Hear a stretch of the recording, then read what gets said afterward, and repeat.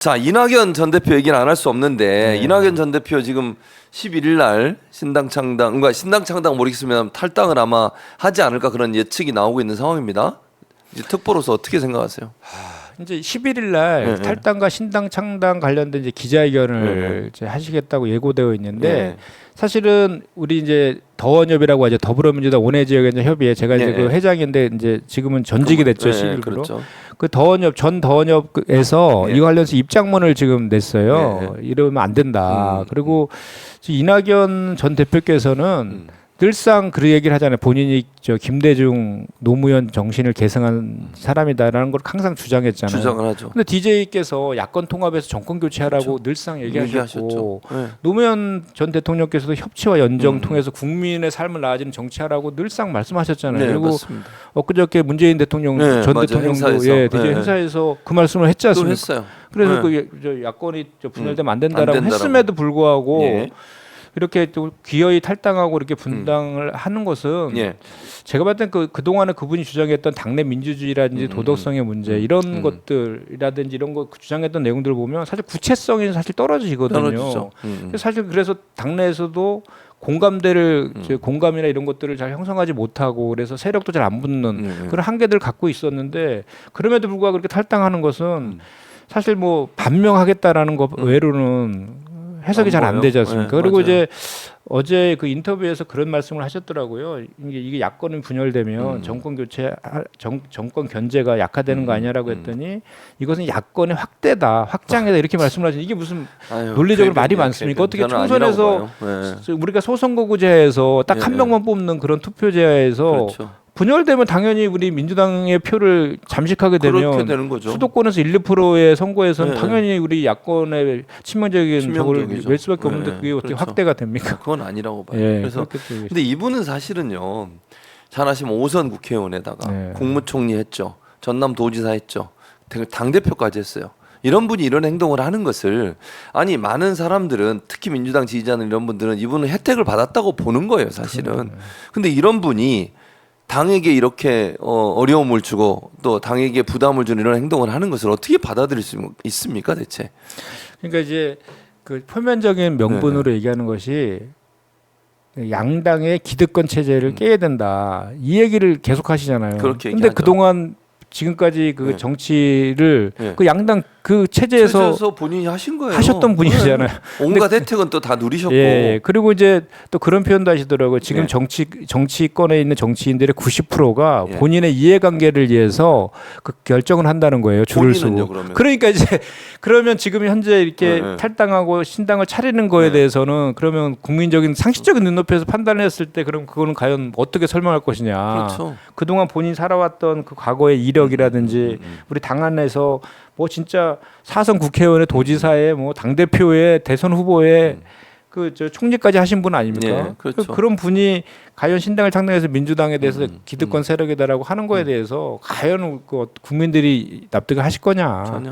결국은 저는 이제 이런 얘기 하지 않습니까? 지금 제3지대의 빅텐트 얘기가 나오는데 지금 뭐 양양자, 금태섭, 저기 이준석, 그 이제 이낙연 이렇게 네 개의 신당 얘기가 이제 결국 연대할 것이다 이런 얘기를 하는데 저는 보니까 처음에는 연대할 것처럼 연대 안 하겠다고 하시다가 지금은 이제 연대하겠다고 대놓고 얘기해요. 이유가 뭐냐면 양당 기득권 체계를 깨기 위해서. 그렇다고 이준석 전 대표하고 합니까 그거를? 그러니까 항상 보면 저 가치와 뭐 철학 이런 게 중요하다. 뭐 그렇게 하기 위해서는 또 그 신선한 인물들을 이제 영입해서 그런 사람들로 통해서 정말 기득권의 잘못된 점을 지적하면서 그걸 가지고 국민들의 신뢰를 얻어야 되는데 지금 이분들 같은 경우에는 그 세력이 잘 안 붙으니까 결국은 그 당 안에서 비판적인 목소리를 갖거나 또는 공천에서 혹시 공천을 못 받거나 이런 가능성이 있는 분들이 나중에 합류하는 그런 거를 기대하고 있는 듯한 발언들을 서슴없이 하니까 더 지금 실망스럽다는 거죠. 그러니까요. 그리고 아니 이준석 전 대표하고 이낙연 전 대표가 어떤 지점에서 정책적인 공유를 하는 거예요? 대체 나는 이해를 못 하겠어요. 정치적 기반이나 생각이나 가치관이 물론 뭐 일반적인 내용은 공통점이 있을 수 있죠. 국민의힘 대표를 했고 민주당 대표를 했던 분이에요. 이런 분이 그냥 이게 정치적 야합이라고 비판받을 수 있는 거지 이게 어떻게 중도입니까? 중도라고 보이지 않아요 저는. 그렇죠. 그리고 저는 좀 이제 처음에 이낙연 전 대표의 신당이라든지 예. 뭐 그런 차치하더라도 이준석 신당 개혁 신당은 그래도 나름대로 이제 윤석열 그 대통령과 정권에 대해서 비판적인 목소리를 내면서 좀 개혁 보수의 이미지를 상당히 그동안 갖고 있었던 거 사실이잖아요. 그 청년과 그렇죠. 중도에서의 소구력도 좀 있었던 것도 확장성도 좀 확인도 된 측면도 있는데 이준석 전 대표 같은 경우에도 최근에 들어서는 이런 얘기를 해요. 모든 것을 바로잡는 방법은 정치 세력의 교체에 있다. 그러니까 연대를 시사하는 발언을 또 슬슬 하거든요. 그렇죠. 그러니까 결국은 그러면은 이 빅텐트라는 위명하에 양당 기득권을 깨겠다는 거를 포장지로 그 명분은 그렇게 내세우지만 결국은 지금 1월 말 2월 달로 가면서 이제 공천이 이제 진행이 되잖아요. 그때 과정에서 지금 이렇게 지금 공천을 못 받아 탈락된 이런 사람들을 이삭죽게 하듯이 모아가지고 세력화시켜서 지금 이렇게 그 몇 석이라도 얻으려고 하는 거 아니냐라는 그렇지. 그 한계, 현실적인 한계를 노정하고 있다라는 비판의 지점에서 벗어날 수 없을 것 같아요. 그러니까. 지금 현재 행태를 봐서. 맞습니다. 저는 뭐 성공 가능성도 지극히 낮다고 생각을 하고요, 개인적으로. 그 다음에 어제 또 이상민 지금 의원이죠. 이상민 의원이 민주당을 탈당을 한 뒤에 좀 시간이 지나긴 했습니다만 국민의힘에 입당을 했어요. 어떻게 보셨어요? 그거 보면서. 진짜 이분이요. 결국은 뭐 철새 정치인이라는 비판 안 할 수가 없어요. 그러니까 철새라는 게 이제 음에서 양지로 옮기는 거잖아요. 그러니까 그렇죠. 야당에서 여당으로 간 거니까 그 기본적 형식적인 요건도 맞는 데다가 이분은 제가 이제 국민의힘에 가서 어떤 주장을 할지 모르겠어요. 왜냐하면 민주당에 대한 혁신을 계속 주장했던 분이잖아요. 그 이제 대표적인 예를 하나 들어보면 김건희 특검 반드시 필요하다라고 해서 거기에 같이 동참됐잖아요. 김건희 특검법에. 근데 지금은 이제 뭐라 그럴 거예요? 입장이 약간 바뀐 것 같은데. 바뀌었더라고요. 약간 바뀌었어요. 아니 근데 그럼 그게 국민의힘의 당론을 따르겠다고 그랬던 것 같아. 제 기억에. 민주당의 당론이라서 어쩔 수 없었다라는 식으로 또 말을 이제 바꿨다고 하더라고요. 어떻게 저런. 그러니까 결국은 본인이 이제 그 탈당할 때도 그런 얘기했잖아요. 본인의 꿈을 찾아서 그 민주당과 유쾌하게 결별한다 이렇게 얘기하셨거든요. 그럼 결국은 그 꿈이 뭡니까? 본인이 국회의장, 국회의장 뭐 이제 일당 안 된 부의장이라도 하겠다 뭐 이런 속내를 스스로가 드러낸 것인데 이분 같은 경우는 원래 처음에 통합민주당으로 열린민주당으로 이제 그 배지를 달았잖아요. 재선할 때 공천 못 받아가지고 자민련으로 자유선진당인가 뭐 자민련으로 갔었죠. 그게 2008년도로 제가 기억하는데 그랬다가 다시 또 들어왔죠. 2012년도 다시 또 민주당으로 들어와갖고 지금 이제 5선까지 하신 이런 분인데 좀 너무 안타깝고 그래 이분 같은 경우에는 이제 그 철새 정치인이다라 그 이상으로 그 이상 이하도 아닌 딱 철새 정치인이다라고 저는 이제 생각이 들고 또 한편으로 국민의힘에 과연 도움이 될 것인가에 대한 문제도 있어요. 이분이 지금 현재 국민의힘에서는 뭐 우리가 이제 그 대전 지역이 6석이 민주당이잖아요. 그렇습니다. 거기에 좀 균열을 내고 그 이분은 이제 공천을 해서 이미 뭐 거기 당협위원장 자리도 다 비워놨더라고요. 그래서 그 공천에서 거기를 좀 균열을 내려고 하는 의도 같은데 오히려 대전에서의 민주당의 결속력이 더 강해질 것 같아요. 저는 이분 때문에. 그리고 이분이 그 유성 지역이잖아요. 맞아요. 유성의 그 R&D 관련된 그 연구단지 다 거기 대덕 거기 다 집중돼 있잖아요. 그렇죠. 그 예산 다 삭감한 게 윤석열 정부인데 뭐라고 할 겁니까? 그러니까 할 말이 없어요. 거기 또 보니까 어제 공교롭게도 어제 그 6호 영입인재인가요? 그분이 이제 그 우주산업 했던 분을 민주당에서 영입을 했어요. 그래서 일부에서는 또 그쪽으로 가는 거 아니 이런 얘기 있게 하던데 어쨌든 뭐 그런 얘기가 있었다는 말씀을 드리고요. 그러니까 이상민 의원이 뭐 국민의힘 간 것은 크게 파장이 있거나 아니면 민주당에 큰 어떤 피해를 줄 수 있는 상황은 아니다 이렇게 보시는 거죠? 그러니까 국민의힘에서도 그 누굽니까 이뇨한 혁신이 들어가지고 뭐라 그랬습니까? 중진 불출마 또는 중진 험지 출마라고 해 당을 헌신하는 모습이 필요하다는데 이분은 완전히 뭐 중진 중에도 중진인데다가 뭐 중도에 대한 외연을 확장시키기 위해서 한다라고 하는데 중도 있는 분들이 이렇게 철새 정치인을 인정할까요? 그리고 또 이분뿐만 아니라 국민의힘도 이제 그렇게 궁여지책이라는 거를 이제 확인시켜 주는 것인데. 조정훈 의원도 뭐 예전에 시대전환 뭐 사실은 정치가 신의와 도리가 있어야 된다고 하는데 이분 민주당으로 비례대표된 분 아닙니까? 그렇죠. 그런 분이 국민의힘에서 영입하면 중도에서 뭐라고 생각하겠습니까? 인간의 기본적인 도리나 먼저 해라 이런 비판이 따르지 않겠습니까? 그것도 또 뭐 그 국민의힘에서 그 당선 가능성 있는 곳에 출마해서 이곳저곳 또 대수도 기웃된다며요. 그런 것도 보면은 이게 어떻게 뭐 이렇게 중도 확장성이 있는 인물들인지도 모르겠고 국민의힘한테도 결국 부메랑 되지 않을까 저는 그렇게 생각합니다. 양인주님이 시청자분이신데 네. 후원금 보내주시면서 이상민 의원 국민의힘에 입당하신 거 어울린다 이렇게 제가 좀 순화해서 읽었습니다. 네. 근데 어쨌든 이런 모습들이 결국은 뭐 국민의힘에서는 이분을 모셔가지고 뭔가 좀 아까 말씀한 민주당의 균열을 일으키려고 하지만 그게 일어날 가능성은 저는 없다고 생각하고요. 원칙과 상식에서 지금 우리 이재명 대표한테 이번 주까지 답변을 뭐 요구한 상태이잖아요.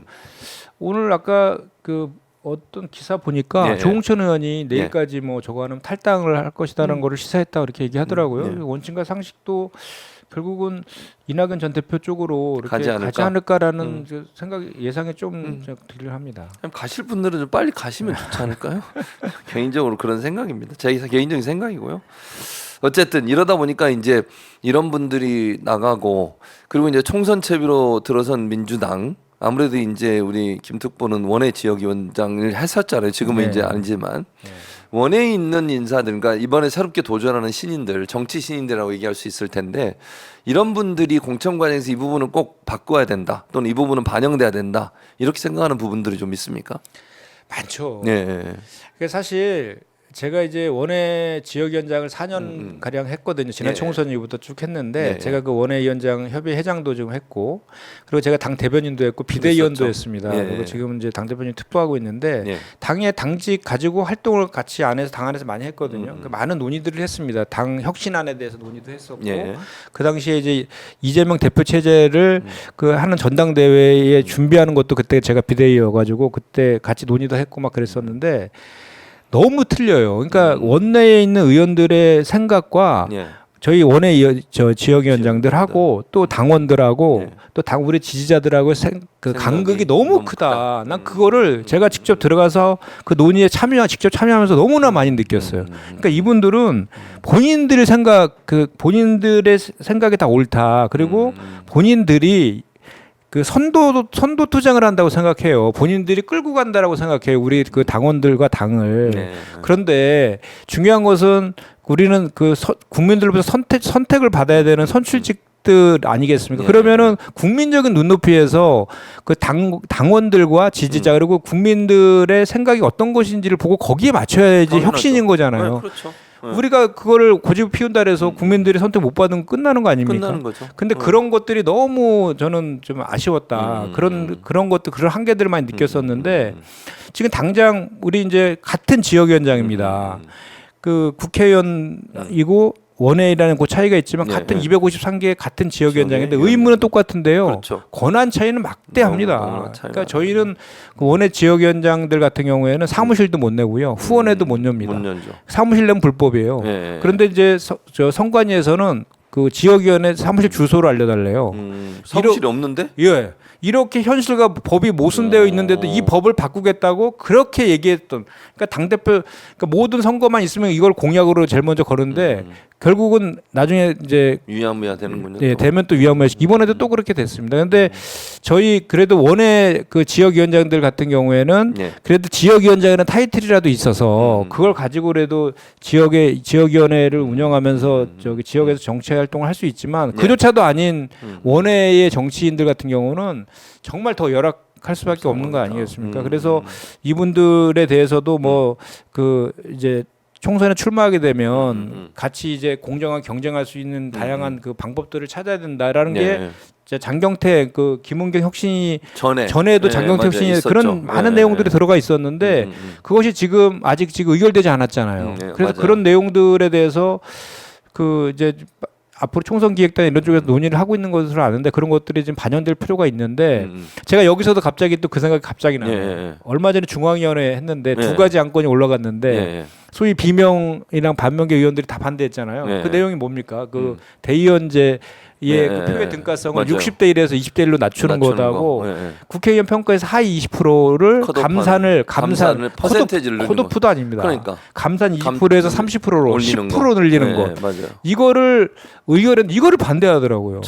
지금 국민의힘은 컷오프 시키겠다는 거 아니에요. 컷오프 시키겠다는 거죠. 이게 맞아요. 그러니까 진짜 정작 정말 당의 총선 승리에서 혁신해야 될 내용들에 대해서는 반대하면서 네. 자꾸 실체도 뚜렷하지 않은 그 혁신을 하라고 하면서 당 대표에 대해서 물러나고 통합 비대위 꾸리라고 요구하는 것도 사실 서로 안 맞는 거죠. 주장들입니다. 맞아요. 그 우리 지금 제가 그 여러 방송에서 늘 했던 얘기인데 여당과 야당은요. 예. 그 책임과 역할이 틀리지 않습니까? 다르죠. 예. 그러니까 정부 여당은 국민의 삶에 대해서 민생 경제에 대해서 무한 책임을 지는 거잖아요. 거고. 그 책임 때문에 지난 그 재보궐선거 참패한 이후에 지금 비대위가 들어서고 이런 것들을 그 국민의 민심이 무섭기 때문에 그런 것을 좀 하고 있는 것이잖아요. 근데 야당의 기본적인 역할은 정권 견제에 있는 거 아니겠습니까? 네, 맞아요. 근데 지금 현재 민주당 입장은 무엇입니까?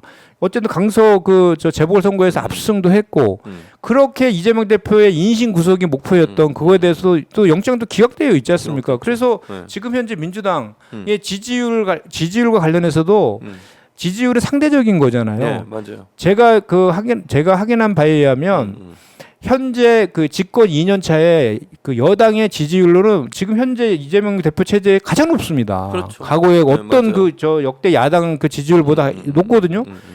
그 이재명 대표가 물러나야 될 하등의 이유가 없어요. 그리고 지금 현재 우리의 당의 공식적인 입장은 윤석열 정부에서 검사 독재 정권으로 규정하고 야당 탄압적 정적 제거용 그 수사에 맞서 싸운다. 당연하죠. 이것이 우리 당의 그 방침이에요. 그래서 맞습니다. 그것 때문에 대책에도 만들어 대응하고 있는 것인데 그렇죠.